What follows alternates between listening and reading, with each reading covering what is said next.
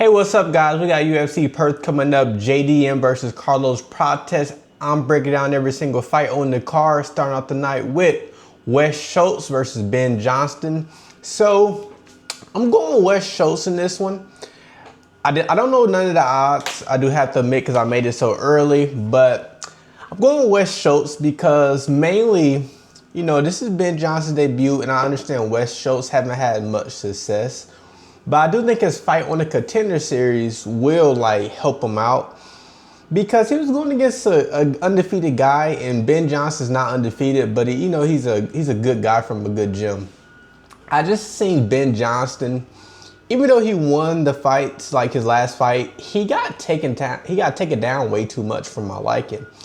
Now, Ben Johnston is 35 years old and he's coming off a 2-year layoff. Wes Schultz sucks on the... His striking is just not up to par at a high level. So it is a chance that Ben Johnston can just nuke him. But that's not Ben Johnston's game. He's more of a... He does have power, but he's not knocking guys out in the first minute or two. That's not what he's doing. He is catching guys with rear naked chokes after hurting them. That's not to say he's not dangerous, but him getting taken down a lot against lesser grapplers, it makes me think Wes Schultz have a chance because Wes Schultz, once he's on top, he'll stay on top. But if he's going against a competent guy with competent takedown defense, then he could run into some problems. And I just think in this case, I don't think Ben Johnston's going to give him a lot of problems getting the fight to the mat. And Ben Johnston does do a good job of going to the cage and getting up that way. But if he gets taken down out in the open against Wes Schultz, that'd be dangerous for him. So I got Wes Schultz in that one. Next, we got Colby Thicknesse versus Vince Morales. I got Vince Morales in this one. Now, this is a weird fight. You know, Vince, he has a lot of close fights, but he's not doing the job. He's not winning. Now, he is fighting a lot of good people. He's fighting, Rowston Jr., Elijah Smith. He's fighting some good competition. And he's winning rounds against his good competition.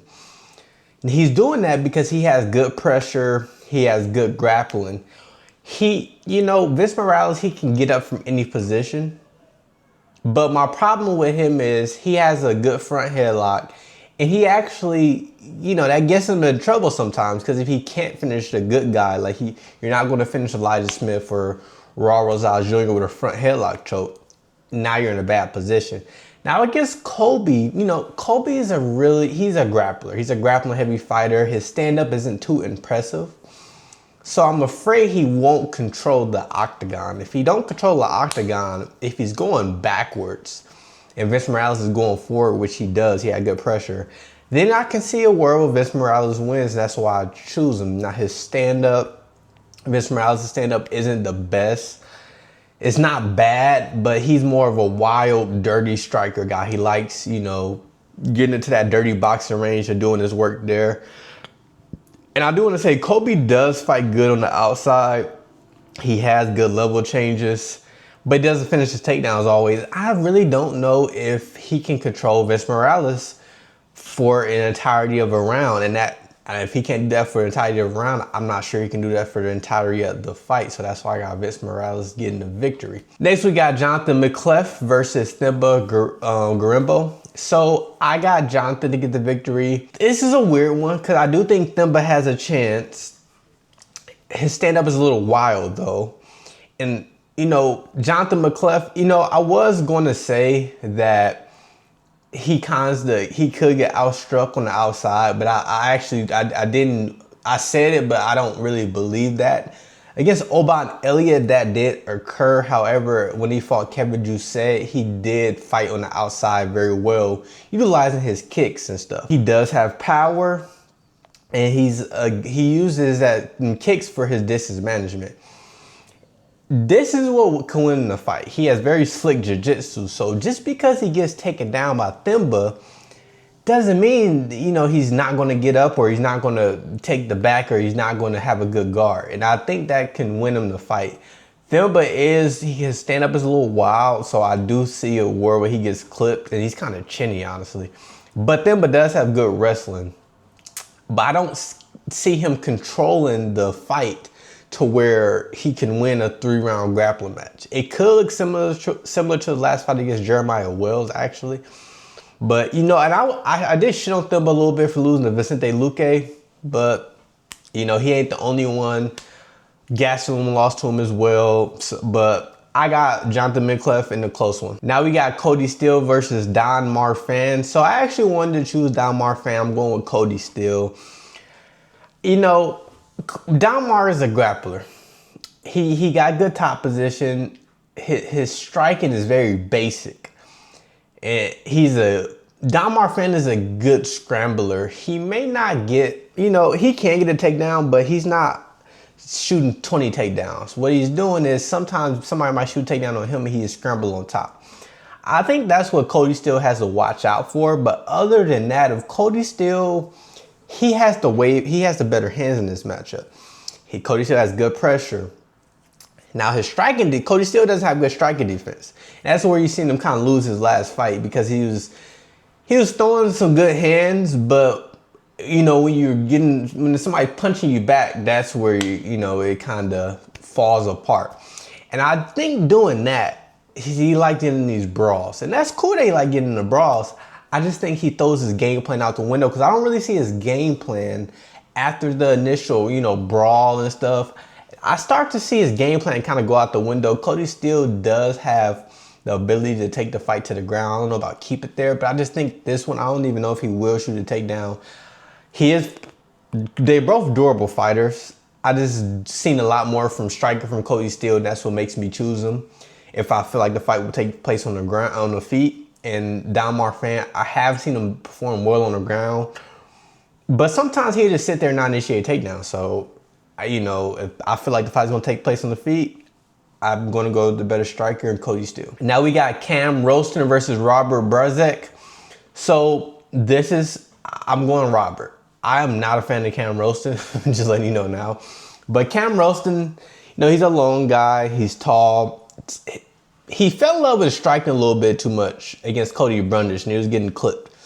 Now, I think Robert can take a lot of advantage. He could take way more advantage of it than Cody Brundage can. Robert got this good boxing. He got very fast hands, and I like his body head combos, and we've seen him finish Brad Tavares with those combos.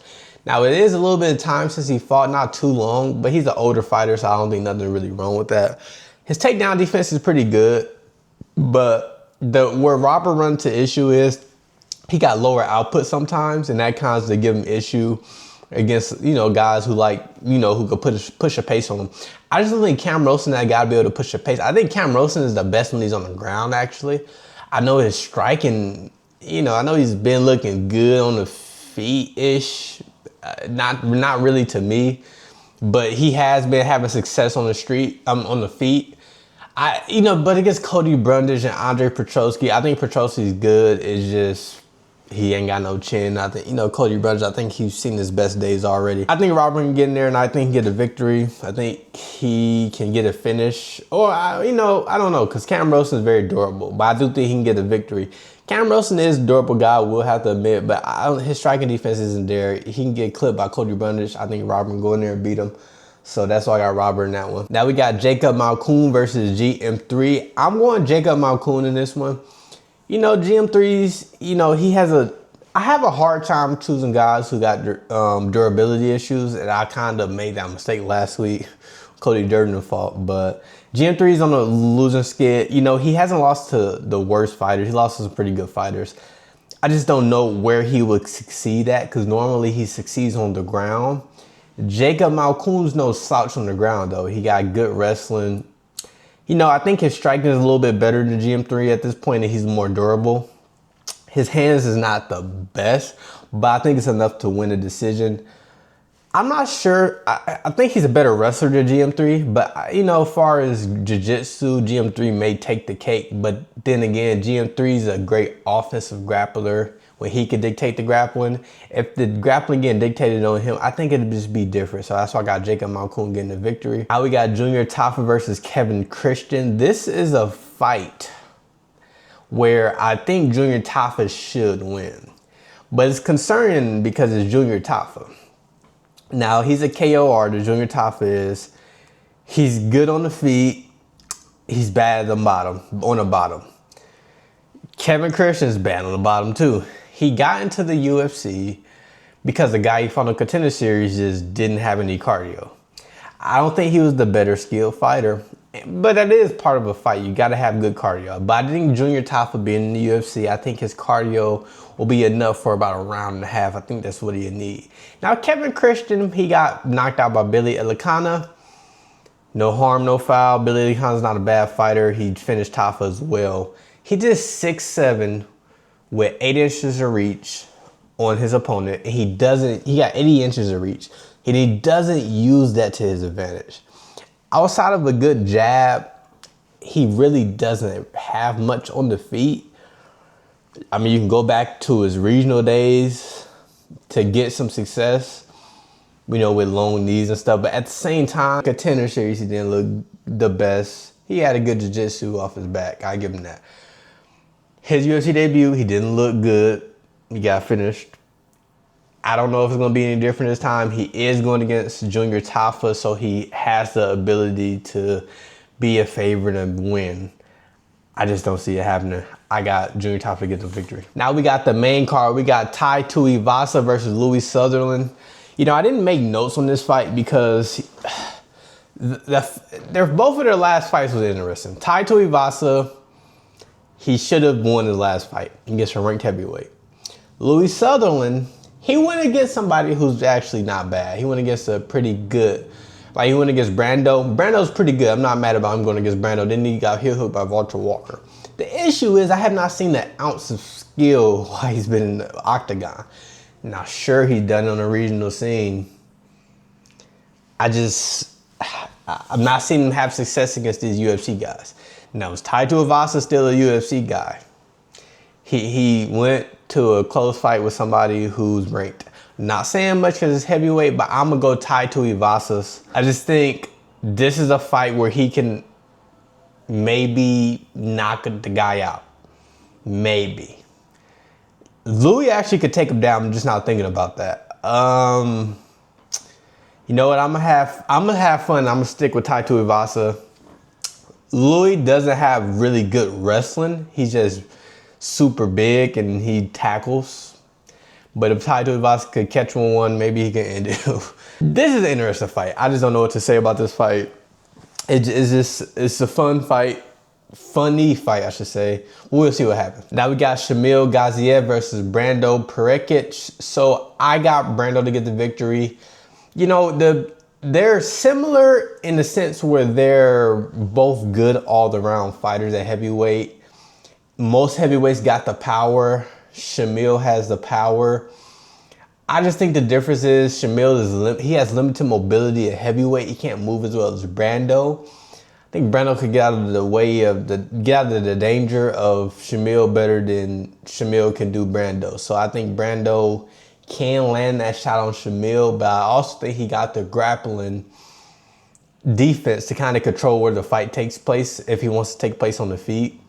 I think he's a little bit more technical. I like his mobility and him being faster at heavyweight, and he's not an undersized at heavyweight, so that's why I'm going Brando to get the victory. Now we got Tim Elliott versus Steve Erceg. I'm going my boy Tim Elliott. Now, Steve Erceg's a weird fighter because, you know, he had that real good fight against Pantoja, then kind of fell off and then got finished. And then, you know, against Odi Osborne, it was arguable he lost that fight, but he uses wrestling to win. I just think in this fight, he won't have the wrestling to deal with Tim Elliott. Now, Tim Elliott, he's an awkward striker, but he lands a good overhand. And if Steve Erceg is if he's not ready for that overhand, it could be a long night for him.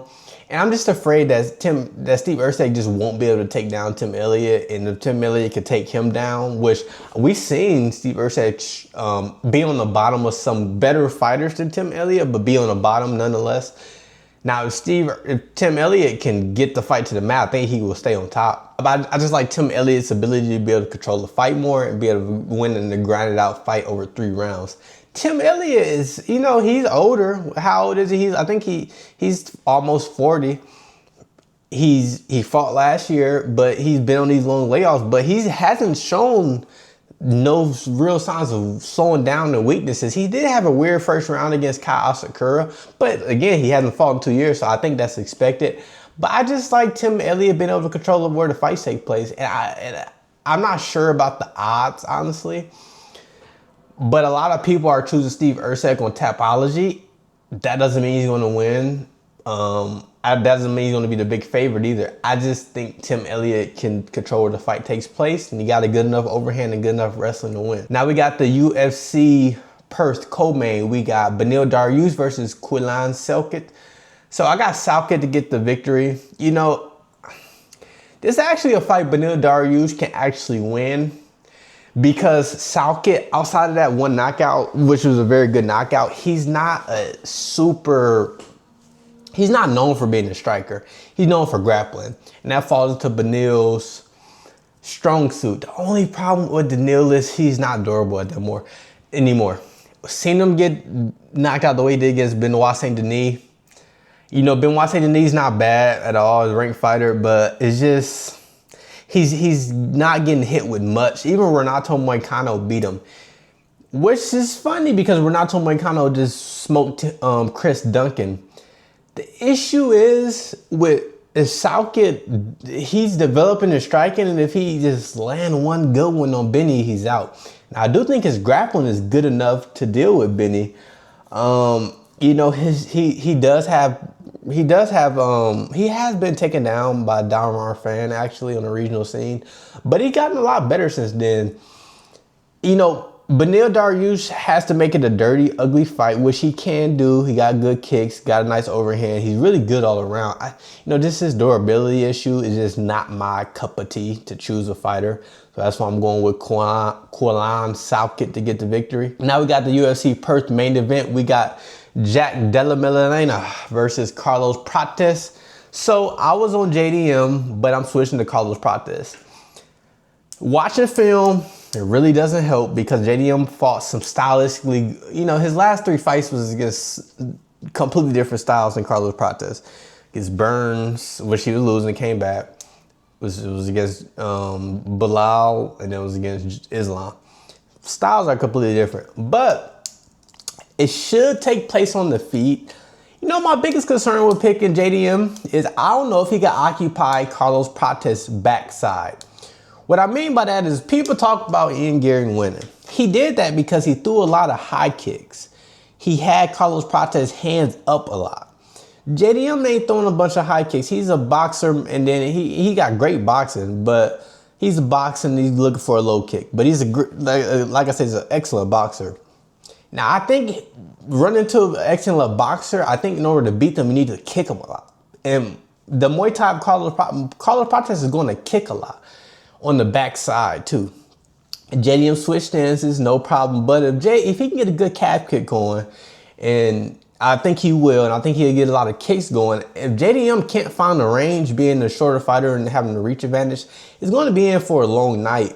And it's weird because JDM, he is very durable, and Carlos Prates, you know, I think it is I don't know if JDM can get past his kicks as easy as like getting past the kick to land a good punch. And if he does do that, that doesn't mean the fight will be over. Carlos Prates may take that punch. So I'm going Carlos Prates in this one. I really didn't know what to watch on film because of like Ian Gary is nothing like JDM. Islam is nothing like Carlos Prates. So it's kind of hard. The last striker JDM fought was like Randy Brown, but Randy Brown isn't on Carlos Prates' level. But I just think it comes down to more of a stylistic approach. Styles make fights. We got the boxer versus the Muay Thai guy. The Muay Thai guy can occupy the hands of the boxer. I don't know if JDM can occupy the kicks or the hands of Prates. Because Ian Gary had success because he kept kicking them. And then, you know, kicking them, occupying it, opened up for Ian Gary. I don't know JDM's style is that. JDM can put hands on them. We just got to see if that happens. Those are my full UFC Perth picks. Let me know what you think in the comments. Like, comment, subscribe, and we're out.